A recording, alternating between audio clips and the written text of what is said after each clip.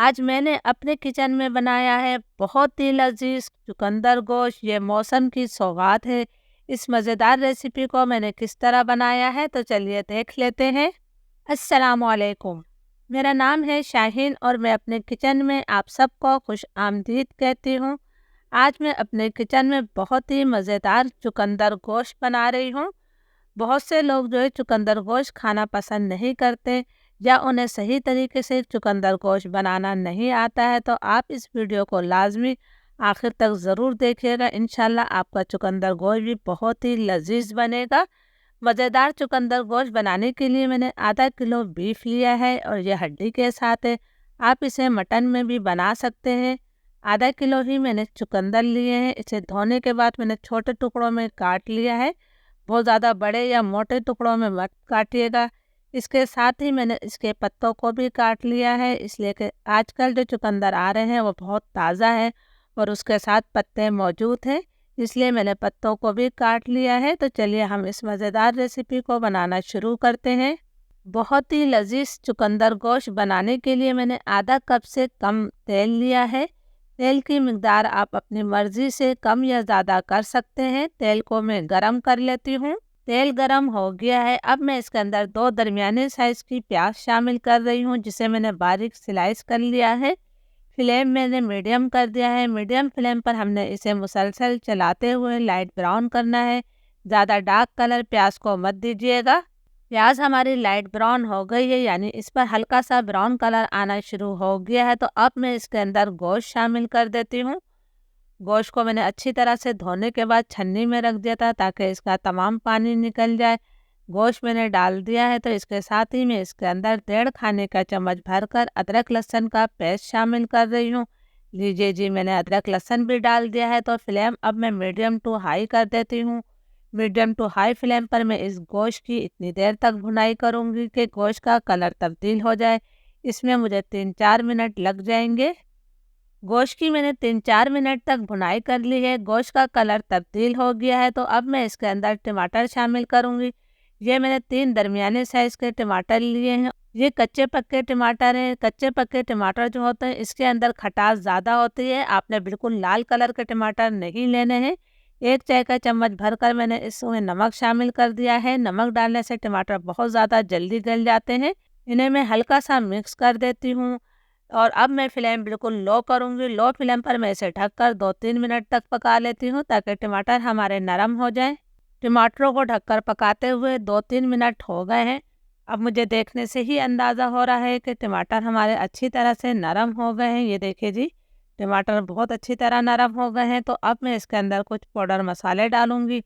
بہت زیادہ اس کے اندر مسالے نہیں جاتے ہیں، بیسک مسالے ہی ہم اس کے اندر شامل کریں گے۔ 1.5 چائے کا چمچ بھر کر میں اس کے اندر کٹی ہوئی لال مرچیں ڈال رہی ہوں۔ آپ بھی کوشش کیجیے گا کہ اس کے اندر کٹی ہوئی لال مرچ ہی ڈالیں، اس سے اس کا ذائقہ بہت اچھا آتا ہے۔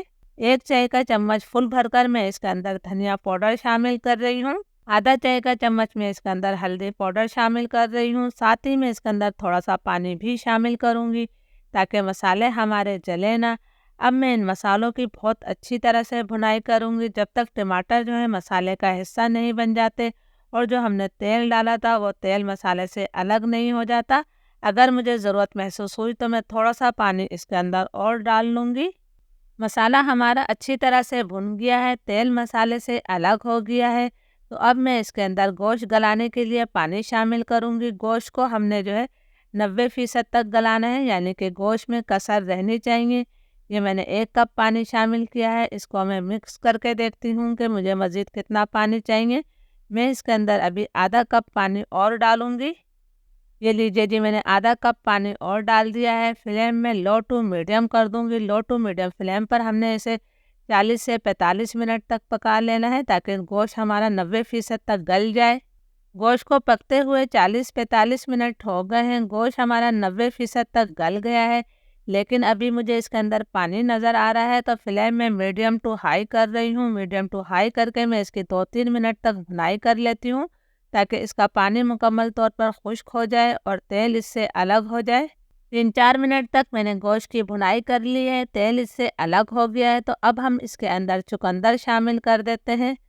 ضرور میری اس ریسیپی کو ٹرائی کیجیے گا، یقین کریں بہت ہی مزے کی یہ بنتی ہے۔ ابھی میں اس کے اندر آخر میں ایسا کچھ خاص ڈالوں گی جس سے اس چقندر گوشت کا ذائقہ کئی گنا بڑھ جاتا ہے۔ تو اب ہم نے چقندر کو بھی مسالے کے ساتھ اچھی طرح سے مکس کر لینا ہے۔ پلیز اگر آپ لوگوں کو میری ویڈیو اچھی لگ رہی ہے تو ایک لائک ضرور کر دیں تاکہ میری حوصلہ افزائی ہو سکے اور میں آپ کے لیے مزے کی ریسیپی لاتی رہوں۔ سبزی کو میں نے اچھی طرح سے مسالے کے ساتھ مکس کر دیا ہے، تو اب ہم نے اس کے اندر پانی شامل کرنا ہے۔ میں اس کے اندر 1 کپ سے تھوڑا کم ہی پانی ڈالوں گی، بہت زیادہ پانی نہیں شامل کروں گی۔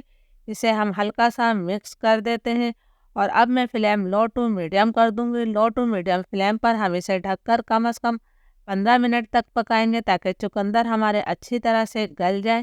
پھر میں آپ کو 15 منٹ بعد دکھاتی ہوں۔ چقندر گوشت کو پکتے ہوئے تقریباً 15 منٹ ہو گئے ہیں۔ جو پانی ہم نے اس کے اندر ڈالا تھا وہ تقریباً خشک ہو گیا ہے اور تیل اس سے الگ ہو گیا ہے۔ چقندر بھی ہمارے ماشاءاللہ اچھی طرح سے گل گئے ہیں، بہت ہی ذائقے دار ہمارا چقندر گوشت بنا ہے۔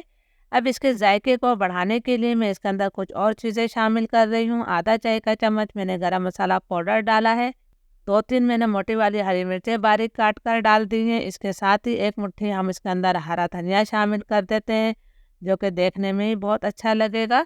اور اب میں اس کے اندر شامل کر رہی ہوں آدھے لیموں کا رس۔ میرے پاس بڑا لیموں ہے اس لیے میں آدھا لیموں کا رس ڈال رہی ہوں۔ یقین کریں اس سے چقندر گوشت کا ذائقہ کئی گنا بڑھ جائے گا۔ اگر آپ کے پاس چھوٹا لیموں ہے تو آپ نے پورے لیموں کا رس شامل کر دینا ہے۔ اس کو بھی میں اچھی طرح سے مکس کر دیتی ہوں۔ تمام چیزوں کو میں نے اچھی طرح سے مکس کر دیا ہے تو فلیم میں بالکل لو کر رہی ہوں اور 2 منٹ کا ہم اسے دم دے دیتے ہیں۔